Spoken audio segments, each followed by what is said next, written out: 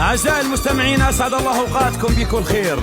من أفراح أهل حوران، أفراح أهالي مدينة الإحراق، أفراح آل القداح، وباسم أبناء المرحوم الحاج بكر إبراهيم القداح وآل القداح عامة، يتشرف السيد محمد بكر القداح أبو أحمد بدعوتكم لحضور حفل زفاف ولده إبراهيم على كريمة السيد كمال أبو صافي، وذلك بمشيئة الله يوم الاثنين 14/8/2023 في مدينة الإحراق، الحي الجنوبي، طريق الكرك الزراعي، وبحضوركم يتم الفرح والسرور.